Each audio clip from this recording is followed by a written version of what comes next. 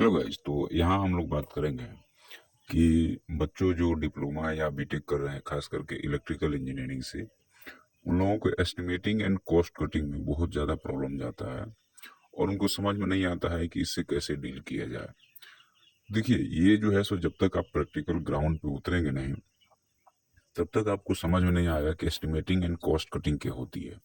Estimating तो कर लेते हैं आप, लेकिन मान लीजिए कि आप किसी प्रोफेशनल ऑर्गेनाइजेशन के लिए काम कर रहे हैं जो कि जिसका मोटो ही प्रॉफिट मोटिव है, तो वो चाहेगा कि हमारा कम कॉस्ट में हमारा काम हो जाए और आपको कोई एस्टिमेट बनाना है तो कॉस्ट तो कटिंग करनी पड़ेगी। नहीं तो अगर आप ओपनली एस्टिमेट बना देंगे जहाँ कॉस्ट की कटिंग नहीं होगी, वहाँ आपको बहुत ज़्यादा मतलब कंपनी का खर्चा होगा और आपके कार्य को इवेल्युएट किया जाएगा और आप सही तरीके से नहीं वहाँ रहेंगे या सही तरीके से काम नहीं कर पाएंगे तो आपको निकाल दिया जाएगा। और ये जनरली होता भी है। तो इसलिए इसमें हमें स्मार्ट वर्क की ज़रूरत होती है और स्मार्ट वर्क कुछ नहीं है। आपको ये देखना है, मान लीजिए हमने कोई 11 की भी लाइन या 33 की भी लाइन हमारा कोई रन कर रहा है और वहीं से आगे जाकर के हमें और लाइन या उसके बीच से हमें और लाइन निकालना है। लेकिन समस्या ये है कि उस लाइन पे ऑलरेडी ओवरलोडेड है, वो लाइन ऑलरेडी ओवरलोडेड है, तो आप क्या करेंगे? तो आप वो अलग से अगर पोल लगाने जाएंगे तो एक तो कॉस्टिंग बढ़ जाएगी, दूसरा है कि शहरी इलाका रहेगा तो अच्छा दिखेगा भी नहीं। तो इसका कुछ ना कुछ सोल्यूशन तो आपको निकालना पड़ेगा। तो इसका सबसे स्मार्ट तरीका ये होता है कि जो आपका आरएस जॉइस्ट जो पोल होता है, जिसको हम लोग लोहे पोल बोलते हैं या रेल का जो पोल होता है, तो पहले तो ये है कि वो पोल का कंडीशन अगर सही रहता है, तो जैसे मान लीजिए कि 11 की भी लाइन भी ले जाना है, 33 की भी लाइन भी ले जाना है, एलटी लाइन भी ले जाना है, तो खास करके शहरों में सबसे ऊपर हम लोग 33 की भी लाइन को रन कर देते हैं। तो 33 की भी लाइन रन हो जाती है तो वो substation to substation power का फ्लो हो रहा है, तो उसमें कोई इशू नहीं है।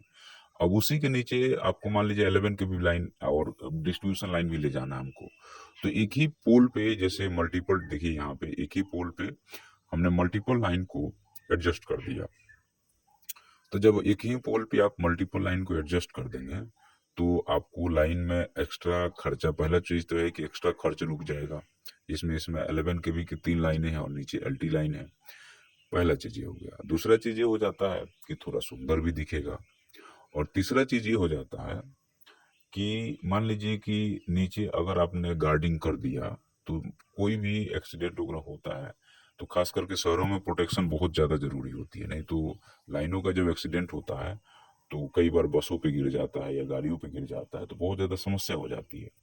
तो आपको गार्डिंग वगैरह करने में या गार्डिंग करते हैं तो मल्टीपल लाइन रहता है तो बहुत ज़्यादा कॉस्टिंग बढ़ जाती है और गार्डिंग सही भी नहीं दिखती है। लेकिन इस केस में आपको गार्डिंग सही दिखेगा। अच्छा, अब इसमें एक समस्या ये आती है कि मेंटेनेंस का कैसे रहेगा इसका हिसाब किताब। तो जैसे मान लीजिए 33 की भी लाइन है, 11 की भी लाइन है और एलटी लाइन भी है। तो मेंटेनेंस के लिए तो देखो, आप मेंटेनेंस कर रहे हो तो सेफ्टी फर्स्ट रखोगे। तो जब आप सेफ्टी फर्स्ट रखोगे तो आपको लाइन को बंद कराना ही पड़ेगा। तो इसकी एक ड्रॉबैक है इस लाइनों में कि सबसे बड़ी ड्रॉबैक ये रहती है कि हमें पूरी लाइन को या पूरे सप्लाई को शट डाउन करना पड़ता है। तो इसकी एक सबसे बड़ी दिक्कत यही है, और कोई खास दिक्कत नहीं है। हाँ, कॉस्ट कटिंग करेंगे तो कहीं ना कहीं एडजस्टमेंट तो करना पड़ेगा। तो जो पब्लिक एंड पे या सप्लाई एंड पे, वहाँ पे हमें जो पब्लिक है उसको समस्या होती है। लेकिन कंपनी का या कहिए कि जो ऑर्गेनाइजेशन है उसका कॉस्ट कटिंग हो जाता है, थोड़ा सुंदर भी दिखता है। लेकिन फॉल्ट इतना जल्दी जल्दी नहीं होता है। अगर आपने अच्छा मटेरियल लगाया है तो फॉल्ट में भी टाइम लगता है, 2-4 महीना में एक बार होगा।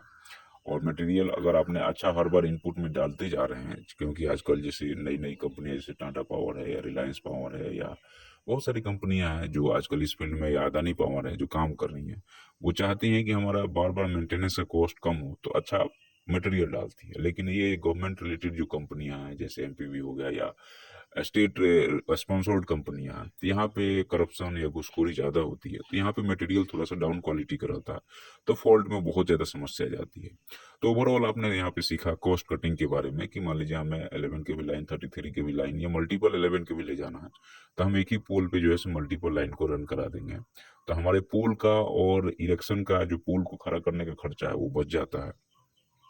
दूसरा चीज़ है कि ये थोड़ा अच्छा भी दिखता है और तीसरा चीज़ ये है कि मेंटेनेंस वगैरह भी जैसे करना है तो मेंटेनेंस एक ही बार करना, जैसे मेंटेनेंस करने में खास करके जो ट्री के पेड़ के जो डाल वगैरह आ जाते हैं, तो एक ही बार में आप जैसे यहाँ देखो बहुत सारे डाल हैं, तो एक ही बार मेंटेनेंस होगा तो तीनों लाइनों के एक ही बार हो जाएगा। तो मेंटेनेंस के लिए भी हमें मल्टीपल कॉस्ट नहीं खर्च करना पड़ता है। तो यह एक बहुत ही प्रैक्टिकल सॉल्यूशन है। और आप लोगों को वीडियो पसंद आता है तो आप लोग सब्सक्राइब कीजिएगा। मैं आपको हमेशा प्रैक्टिकल सॉल्यूशन देने की कोशिश करता हूँ।